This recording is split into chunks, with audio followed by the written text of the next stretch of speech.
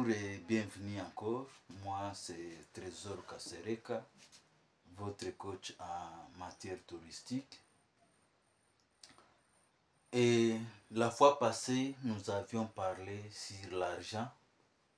Nous avions montré l'importance de l'argent, les avantages d'avoir de l'argent, mais aussi l'utilité de l'argent. Nous avions montré que l'argent circule dans le monde. Chaque jour, il y a plus de 1000 milliards d'échanges de monnaie dans le monde. Mais nous vous avions expliqué, en tant que jeunesse, que pour avoir de l'argent, il faut avoir de la valeur. Donc, la quantité de l'argent qui peut passer dans votre main, cela va dépendre de votre valeur. Deuxième chose, nous avons expliqué que la stabilité du millier, votre millier doit être stable pour que vous puissiez avoir de l'argent. Nous avons expliqué aussi que l'argent dépend aussi du nombre de billets de banque émis. Parce que si dans votre pays, dans votre région, dans votre territoire, il n'y a pas de banque forte, c'est très difficile d'avoir de l'argent. Nous avions montré comment, à la naissance, jusqu'à 20 ans ou 22 ans, on investit en nous. Nous passons à l'école, au primaire, secondaire, maternelle, université. Ça, c'est un investissement que l'on fait. Mais nous avions montré aussi qu'à un certain moment, à 65, 70, c'est l'âge de la retraite. Mais chaque jour, il y a le coût de la vie où nous devons faire des dépenses chaque jour, manger, boire, faire les loisirs. Aujourd'hui, je vais vous amener une autre réflexion par rapport à notre vie de chaque jour. Donc, si vous voyez devant moi, nous avons la carte du monde. La carte du monde. Ici, nous avons l'Amérique, nous avons l'Asie, l'Europe, l'Afrique, mais aussi l'Océanie. Je n'ai pas mis de pays parce que ma réflexion veut se concentrer sur l'humain. Ma réflexion veut se concentrer sur l'humain parce que c'est l'homme qui est au-dessus de tout ce que nous pouvons avoir ici sur Terre. C'est l'homme qui est au-dessus. Et actuellement, nous vivons la mondialisation. Il n'y a pas de limite. Nous devons réfléchir au-delà de ce que notre vision peut nous montrer. Mais aussi, nous allons parler de comprendre le système. Comprendre le système. Souvent, nous devons connaître le passé, le présent et l'avenir. Parce que si on ne maîtrise pas ces trois éléments, nous allons chaque fois nous lamenter. Et ici, je vais essayer un peu de parler de l'histoire, parce que dans le tourisme aussi, il y a le tourisme de mémoire. Donc, vous racontez l'histoire, vous parlez du passé, vous expliquez. Et ici, je vais vous faire comprendre les systèmes. Où est-ce que nous sommes actuellement? Nous allons commencer dans le passé. Ici, on nous montre la population locale. La population, c'est dans les années 1800. Le total de toute la population était estimé à 1 milliard. En 1925, c'était à 2 milliards de personnes.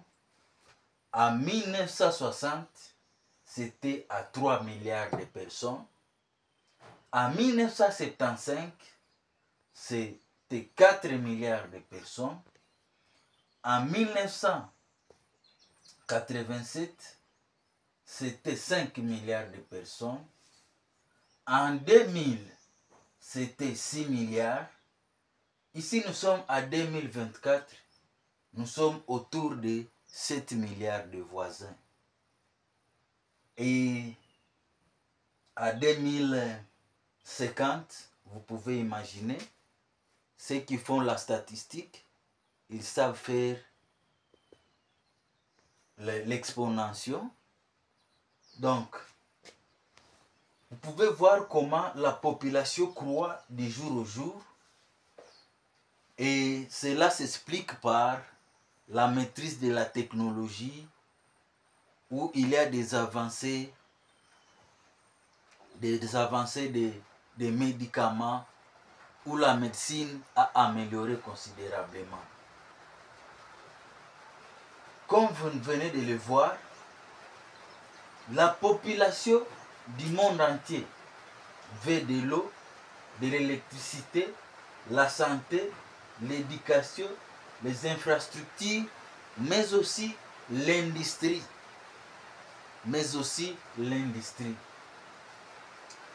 Et comme nous avons montré, l'être humain, il naît, il croît, il se reproduit, il vieillit, ensuite il meurt. Donc nous tous, nous sommes soumis à ces lois ici. La naissance, la croissance, la reproduction, la vieillesse, mais aussi la mort. Donc, en tant qu'être humain, nous sommes soumis à ces processus. Dans d'autres pays, l'espérance de vie est de 100 ans, dans d'autres 80, dans d'autres 70, dans d'autres 50, mais aussi dans d'autres pays, c'est même 40 ans. Donc, pour nous, comme nous avons dit, donc, nous sommes dans la période de la mondialisation. Donc, nous devons donner notre réflexion. En fait, pour comprendre le système, vous devez savoir que l'homme a des besoins et ces besoins ont besoin de la satisfaction.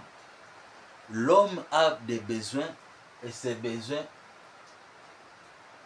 a besoin d'être satisfait. Si nous remontons dans l'histoire, vers les années 1800, souvent les peuples d'Afrique faisaient les commerces avec les peuples d'Arabie. Ici, nous voyons les empires. Nous voyons l'Égypte, les Égyptiens, les Maliens, les Songhai. Ici, on faisait le commerce de l'or, des raffias, et c'était facile. Mais, parce que les besoins de l'homme croient, il y a eu d'autres systèmes, surtout ici en Europe, ils ont eu besoin de matières premières pour leur industrie, mais aussi pour leur développement. Alors, ils ont commencé avec le commerce triangulaire. Parce que le commerce triangulaire était l'Europe, l'Afrique, l'Amérique. Donc c'était un triangle. Ici, on se décide, on se dit, nous avons besoin de la matière première. Nous avons besoin des hommes qui sont à bonne santé, qui sont en forme. Où les trouver? C'est pourquoi il y a des gens qui prennent des risques pour aller voir les trous noirs, ce qui est caché de l'autre côté. Et d'après l'histoire, un bateau quittait l'Europe pour l'Afrique. Il prend les hommes, il prend les matières premières, on amène ici en Amérique pour cultiver les champs. Et ensuite, les produits sont transformés et ces produits vont revenir ici en Europe. Et nous avions constaté que le commerce triangulaire a eu des conséquences parce que beaucoup de gens sont morts. Beaucoup de gens sont morts à cause de ce commerce triangulaire. L'histoire nous montre que plus de 17 millions de personnes sont mortes pendant ce temps-là. Ensuite de cela, il y a eu la traite orientale arabo-musulmane. Il y a eu la traite des esclaves ici. Et cela a duré pendant longtemps. Mais ensuite, l'histoire nous montre qu'il y a eu la colonisation. Donc, chacun connaît la conférence de Berlin. On s'est partagé l'Afrique pour exploiter ses matières premières, développer les métropoles. Et ceci aussi a eu des conséquences sur la population. Sur la population, parce qu'on s'accaparait des territoires, on l'exploitait, soit aussi on éliminait les populations locales. Et vers 1960, avec l'arrivée de l'indépendance, les peuples africains se sont émancipés politiquement, mais ils avaient des difficultés. Ils avaient des difficultés financières pour développer l'Afrique. C'est vrai, ils ont hérité, mais ils n'ont pas la maîtrise de la technologie. Alors, ils devront faire recours à des capitaux. Et actuellement, nous sommes dans la mondialisation avec la coopération et les échanges. Nous avons l'ONU, l'OIA, l'Union européenne, la CPGL, la CEAC, la SADC, la COMESA. Actuellement, nous sommes dans ce système de coopération. Mais le problème qui ronge actuellement, c'est qu'il y a beaucoup d'endettement. Beaucoup d'endettement. C'est vrai, nous avons des potentiels, mais nous n'avons pas de cash. Nous n'avons pas de cash. Et cela nous met dans le système d'endettement. C'est pourquoi on se dit qu'un Africain naît avec une dette, alors que d'autres naissent avec un chèque qu'ils doivent encaisser. Donc c'est un peu l'histoire qui s'est passée tout au long de notre parcours. Actuellement, nous sommes en 2024, nous sommes dans le système de coopération. Et ce système de coopération, nous devons aussi comprendre aussi ce qui est le sous-bassement, ce qui est caché derrière ça, comment se comporter face au système de coopération. Merci de nous avoir suivis. Rendez-vous dans nos prochaines vidéos où nous allons vous parler davantage et comprendre comment le système fonctionne.